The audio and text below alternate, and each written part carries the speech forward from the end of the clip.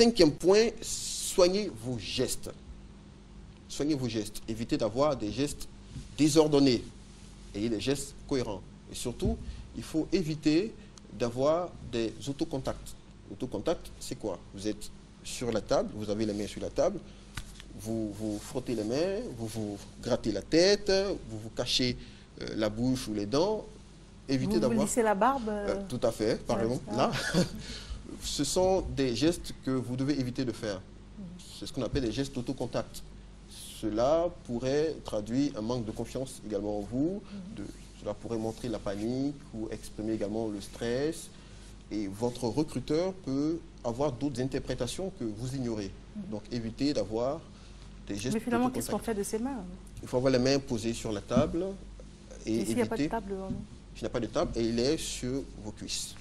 Et également, dans le cas de la communication, vous devez faire des gestes qui montrent que vous êtes très à l'aise quand vous communiquez. Donc, ayez des gestes chaque fois que vous avez un mot à dire. Vous pouvez parfois décrire par les gestes que vous faites. Évitez également d'avoir des gestes pour tout ce que vous dites. On ne fait pas des gestes forcément pour tout ce qu'on dit. Vous devez avoir des gestes cohérents et des gestes bien à propos. Très bien. Sixièmement, Sixième point. Écoutez attentivement. Vous avez deux oreilles, vous avez une bouche, donc écoutez 2 fois plus que vous ne parlez.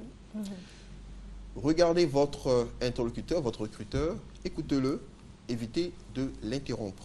Écouter, c'est manifester une attitude d'écoute. Faites des gestes pour dire que vous comprenez.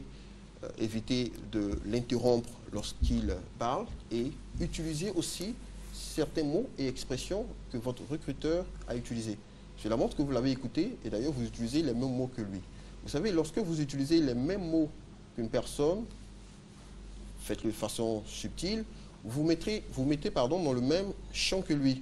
Alors, il voit en vous quelqu'un qui correspond à la personnalité qu'il faut. Par exemple, si vous êtes dans une entreprise qui fait du lait et que ce recruteur parle de production ou parle de lait, vous devez vous aussi entrer dans le champ lexical, c'est-à-dire l'ensemble des mots qui rapportent à la profession ou à l'idée.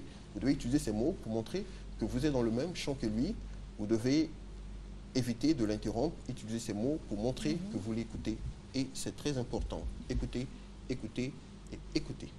D'accord, mais il faut quand même parler un peu aussi. Oui, tout à fait. Il faut parler, puisque d'ailleurs, lorsque vous êtes en entretien, vous parlez, on vous pose des questions.